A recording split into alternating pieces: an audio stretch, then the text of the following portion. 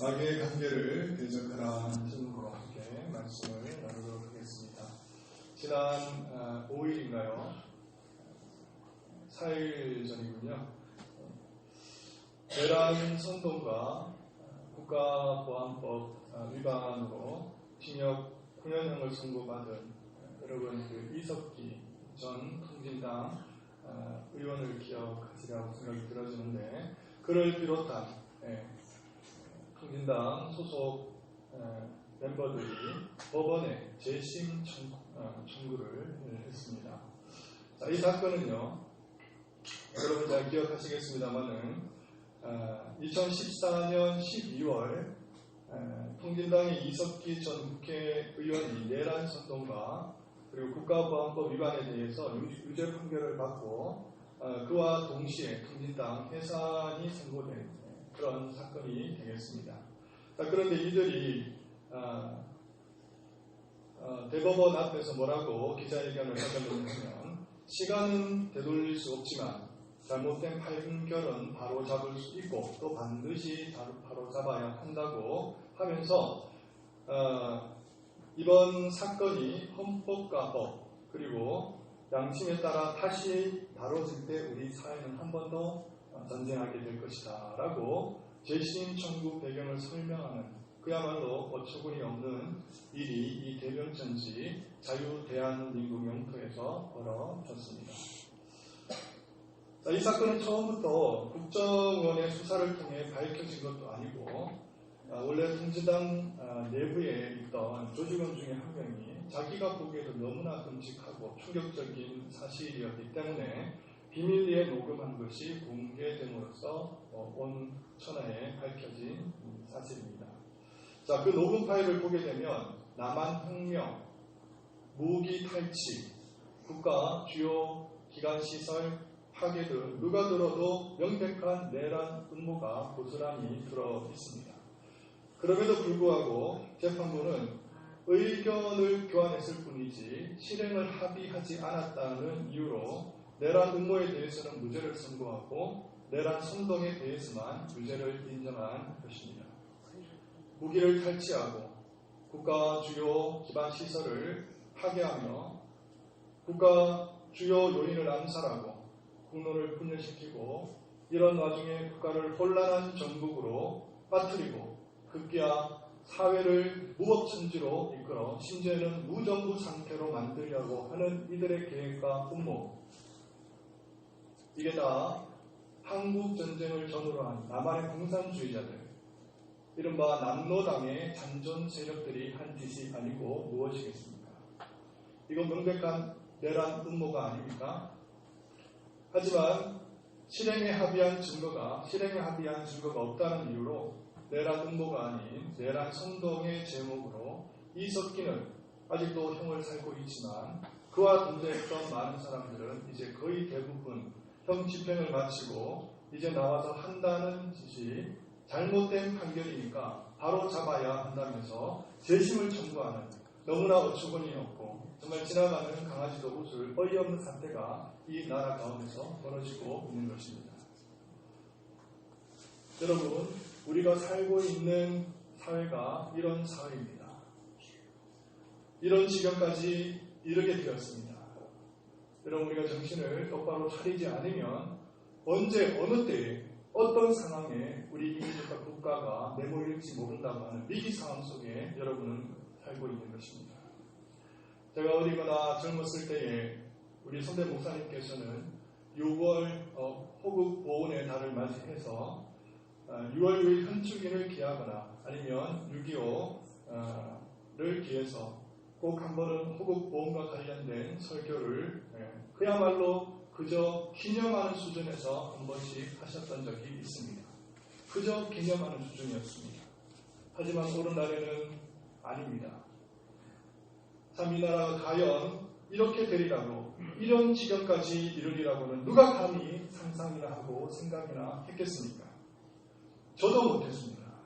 저도 목회길을 들어설 무렵 제 입에서, 제 설교 가운데서 정말 우리 인생 가운데 우리가 사는 날 동안에 공산주의만은 우리가 철저히 배격하고 또 경계해야 된다고 그것도 애절하게 절실하게 절박하게 외쳐야 될 그날이 오리라고는 저는 생각지도 못했습니다.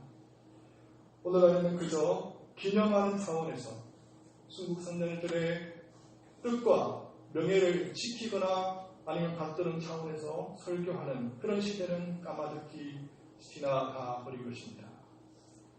사느냐 죽느냐 사느냐 하는 절체절명의 그 기로에서 그 누군가는 설교를 해야 되고 그 누군가는 설교를 들어야만 하는 그런 시대가 우리 앞에 다다르게 된 것입니다. 오늘 저는 여러분과 함께 공산주의가 무엇인지 그리고 공산사회가 어떠한 사회인지 그리고 공산주의가 추구하는 세상이 얼마나 위험하고 무서운 사회인지를 밝히 드러내고 깨닫는 시간을 갖도록 하겠습니다.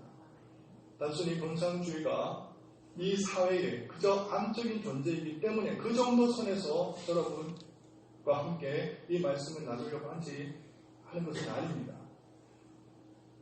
우리 영적으로 정말 구원받은 성도들이 이 공산주의라고 하는 것이 얼마나 치명적이고 위협적인 존재인지를 제대로 깨달아서 정말 참된 기독신자로서 이 나라의 참된 국가관을 가지고 뿐만 아니라 이 나라 민족을 위해서 어떻게 기도해야 되는지 그리고 어떻게 처신해야 되는지 그리고 이 나라 이 민족을 어떻게 하나님 앞에서 보수하고 또 사수하고 지켜내야 될 것인지를 분명히 확인하고 다짐하는 시간을 갖도록 하겠습니다. 자, 공산주의는요 기본적으로 개인의 사유 재산을 인정하지 않습니다. 부정합니다. 그렇기 때문에 사유재산을 인정하지 않는다는 것은 다른 말로 얘기하면 개인의 자유를 인정하지 않는다는 뜻이 됩니다. 자, 그러니까 국가가 모든 것을 통제하게 되어 있습니다. 토지, 여러분의 노동력, 여러분의 자본, 이 모든 것들을 어떻게 합니까? 다 국가가 몰수해버립니다. 그리고 국가 차원에서 통제하고 계획하는 그래서 이 경제가 국가에 의해서 돌아가게끔 되어 있는 구조가 바로 공산주의입니다. 김일성이가 이제 북한 지역에 들어왔습니다. 수많은 사람들에게 공평한 사회, 경제적으로 평등한 사회를 부르짖고 지주들의 땅을 다 뺏어서 소작이들에게 다 나눠줬습니다. 얼마나 좋았겠습니까? 환호를 하고 소리를 지르고 만세를 부르고 난리가 났습니다. 자, 그런데 어느 순간 되니까 이제 배분했던 그 토지들 다 거둬들이는 겁니다. 협동화를 이루는 겁니다. 협동화. 국가가 이 재산과 토지를 소유하게 되는, 국유하게 되는 그런 일들이 벌어지게 된 것입니다. 그들은 잘 사는 나라를 기대했고 소망했는데 어느 순간 국가가 국가의 노예가 되어버리는 그런 어처구니 없는 정말 웃지 못할 우픈 일이 벌어지게 된 것입니다. 공산당은요, 이를 위해서 노동계급, 즉 무산계급이 평등한 사회를 이루기 위해서 혁명적이고 그리고 강제적인 수단도 마다하지 않고 사용하는 집단이 바로 공산주의입니다. 실제로 공산주의는 이런 혁명적이고 강제적인 방식으로 부의 재분배를 추구하기 때문에 역사 속에서 인류 역사상 유례를 찾아볼 수 없는 대폭력과 대학살을 저질러 왔습니다. 러시아 전문가 김퓨제 선생에 의하면 제2차 세계대전 당시에 소련의 독재자 스탈린이요, 혁명에 저해된다는 이유만으로 그 당시 가진 사람들을 다 선별해서 애국이라는 명분하에 징집했습니다. 그리고 이들을 전선에 몰아넣었습니다.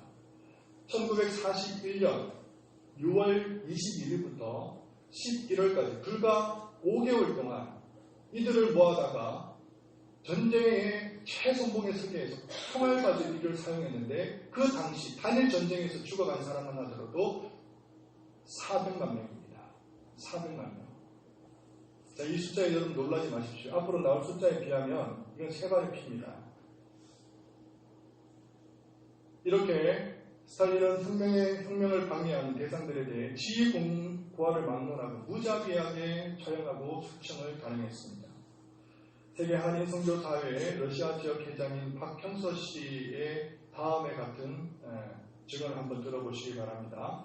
러시아 공산주의자들은 공산화 과정에서 2,700만 명의 기독인과 그 외의 반동 분자 4,500만 명을 합하여 모두 7,000만 명을 죽였다.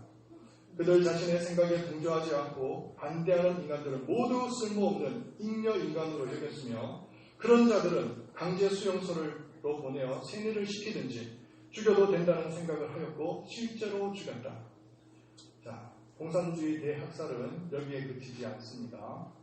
자, 중국에서 1948년 장개석 총통과 그리고 국민당과 공산당이 전쟁을 벌이게 되죠. 결과적으로는 공산당이 이겼습니다.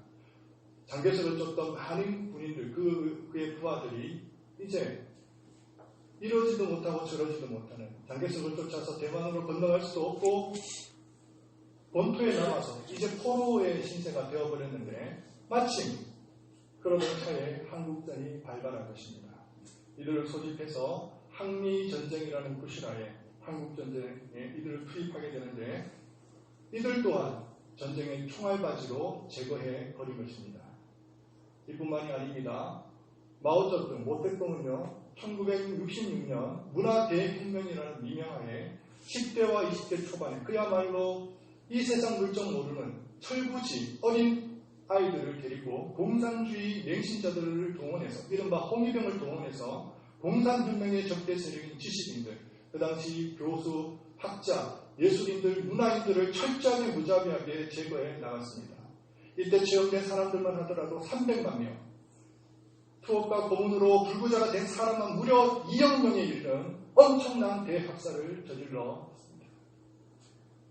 자, 그렇게 해서 1917년 러시아 볼셰비키 공산혁명 이후 지구의 4대륙에서 죽임을 당한 사람만 하더라도 1억 4천 명에 다다릅니다.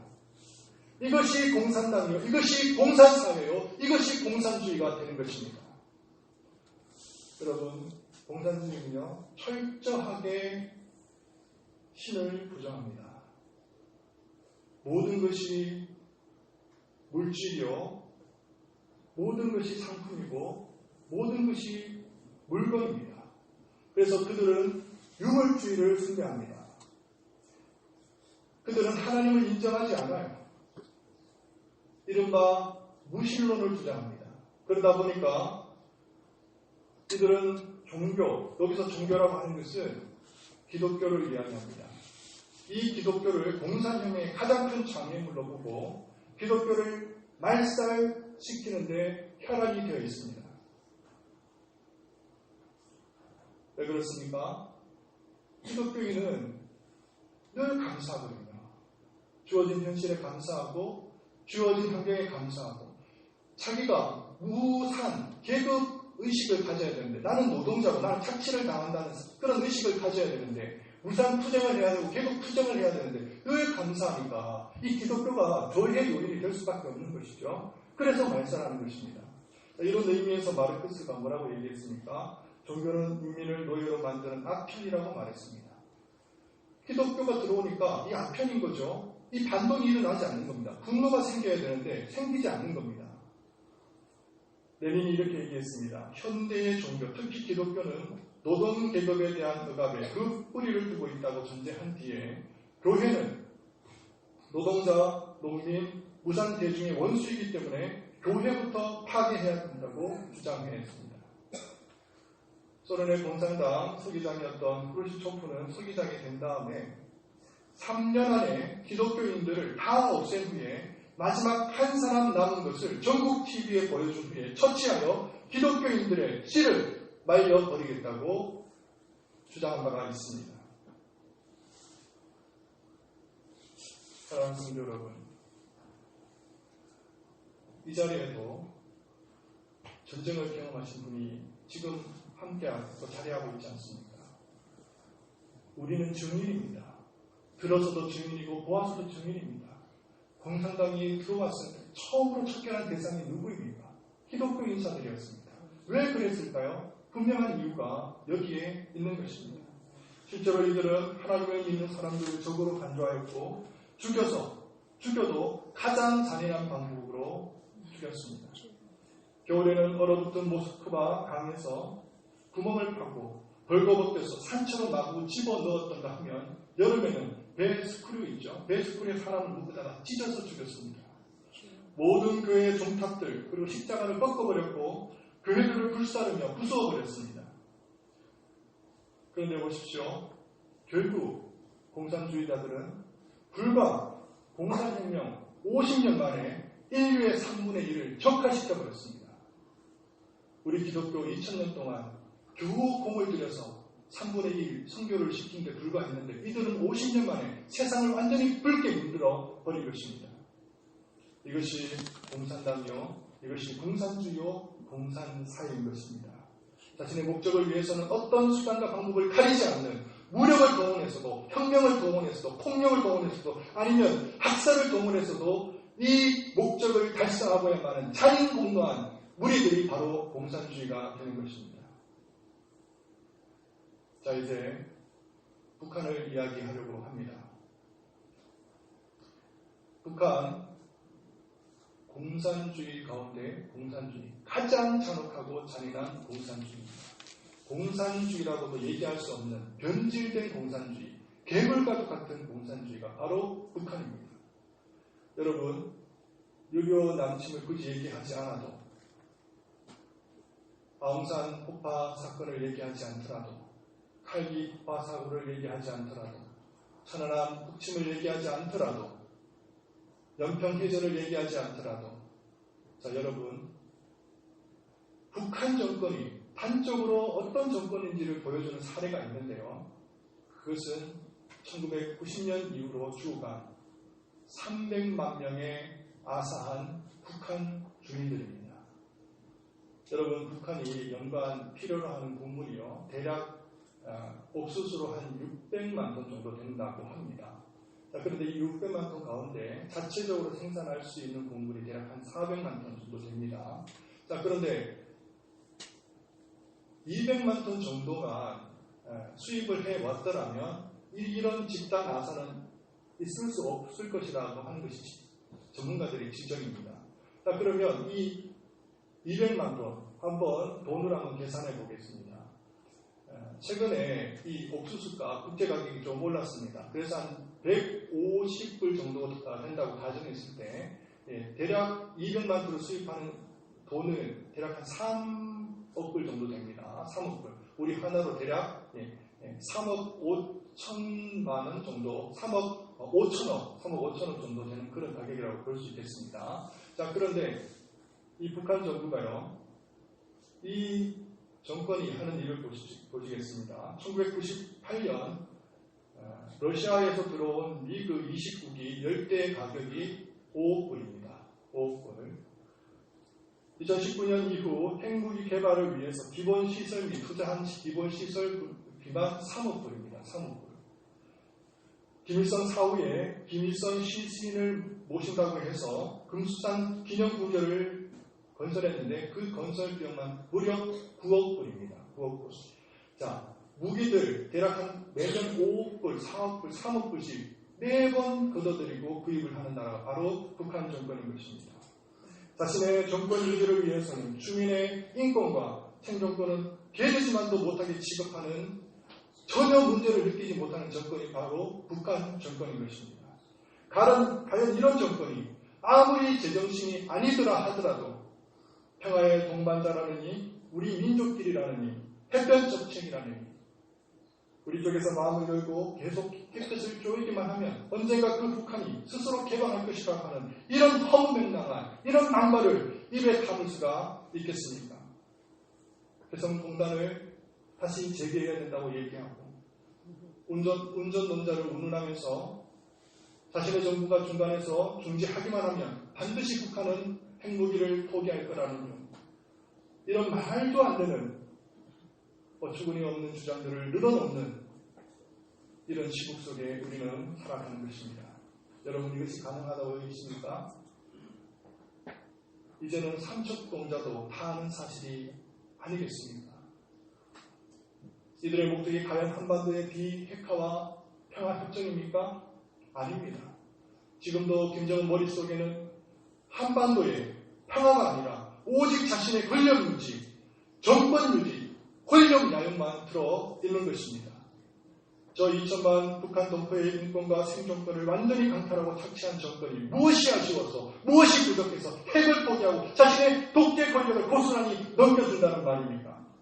인면수심, 겉으로는 사람일지라도 속은 짐승인 이들의 작태를 여러분 보시기 바랍니다. 하루아침에 개간청선에서 인류의 공명을 생각하고 민족의 번영과 평화를 먼저 걱정하는 천사 같은 사람들로 바꾸어질 수 있다고요? 자기 고모부를 복사포로 쌓아서 죽이고 자기의 이복형을 독살하는 사람, 수없이 많은 사람들을 숙청하는 것으로도 부족해서 수많은 만행들과 학살들을 저질렀던 그 인간이 어떻게 하루아침에 참 선한 사람들로, 천사 같은 사람으로 바뀔 수가 있다고 여러분들은 여기십니까? 이번 하노이 회담에서도 드러났듯이 이들의 사전에는 절대로 핵폭이란 없습니다.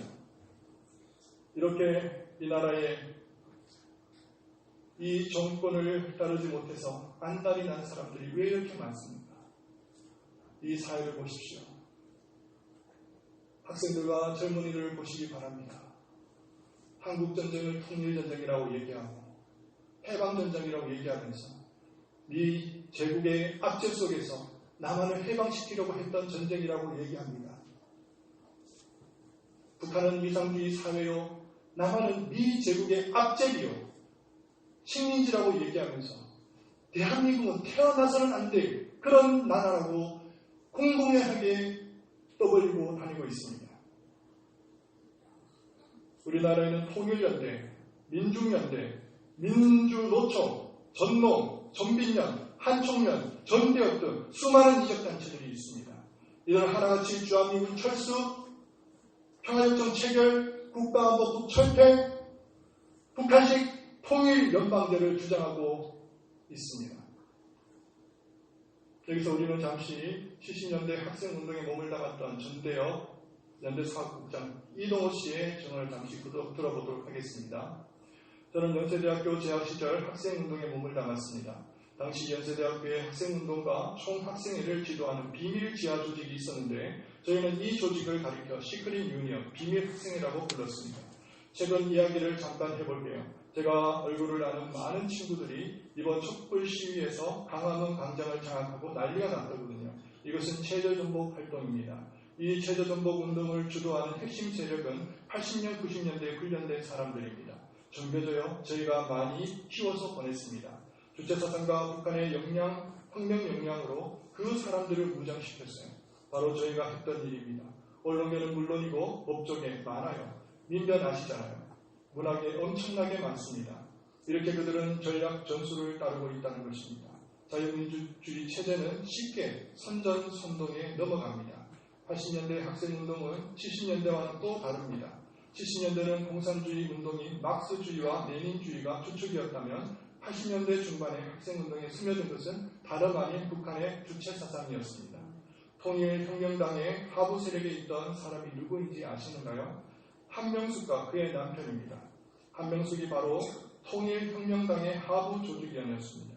서울대 경제학과 출신으로 통일혁명당의 기독교 책이었던 박성준이라는 사람이 한명숙을 끌어들였습니다.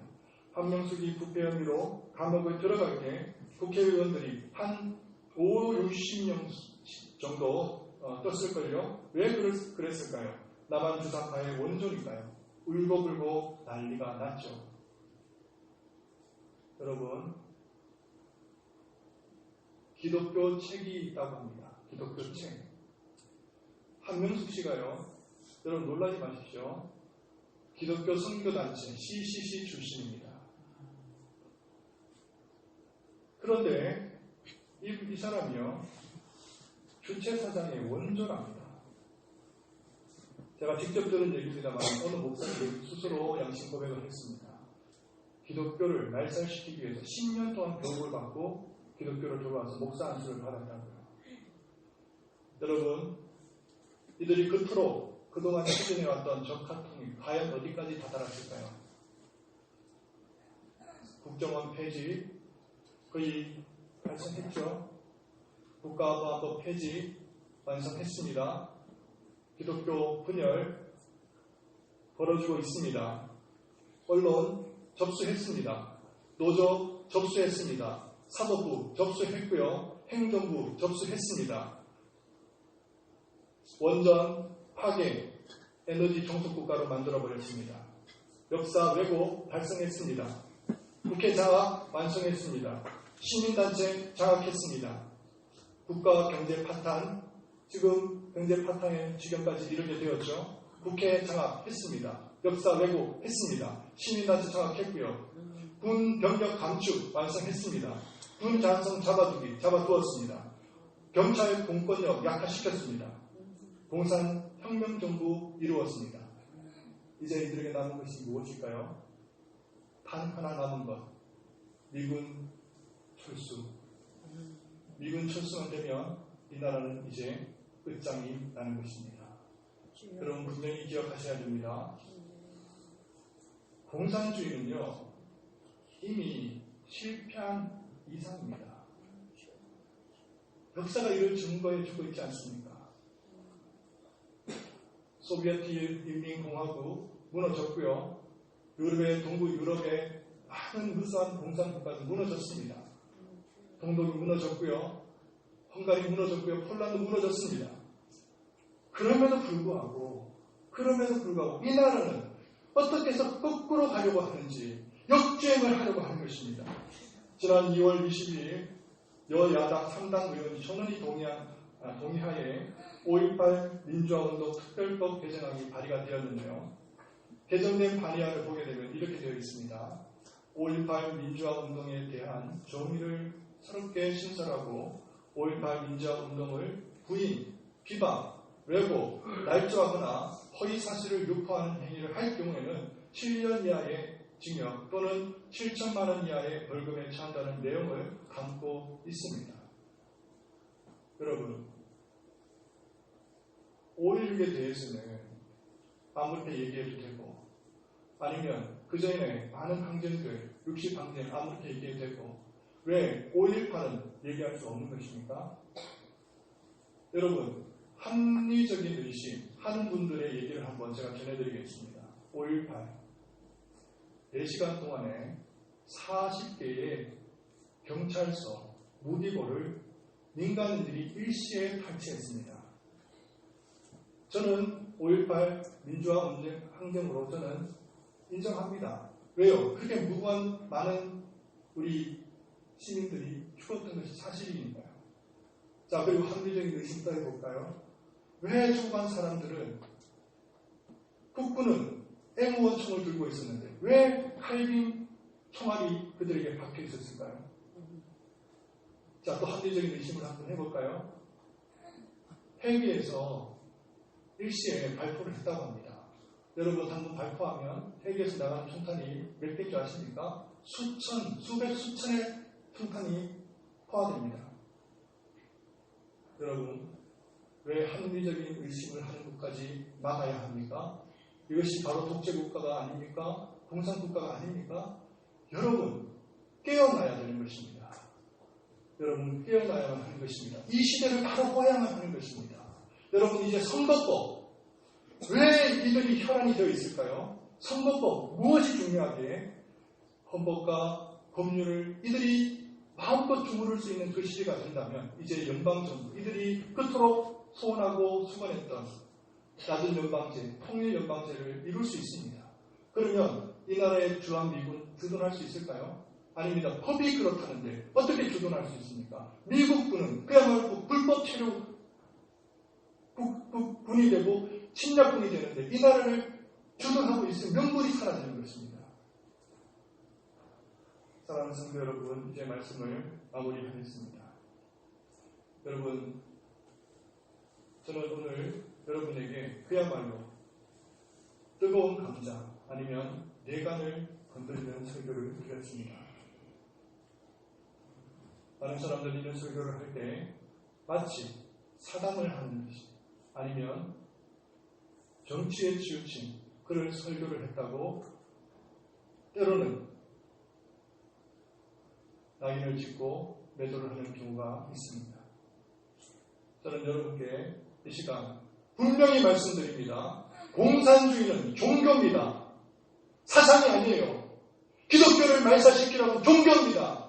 오늘 성경이 얘기하고 있는 것처럼 통치자,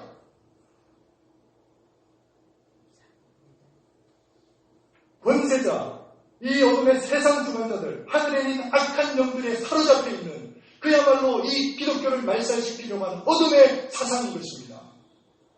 이 사상에 빠져들어가는 순간 여러분은 헤어나올 길이 없을 것입니다. 스스로의 힘으로는 도저히 헤어나올 수가 없는 것입니다. 왜 이 시대는 이런 말씀을 하면 여러분들은 왜 민감하게 반응해야 되고 왜 목회자는 왜 정치적인 목사로 매도되어야 합니까?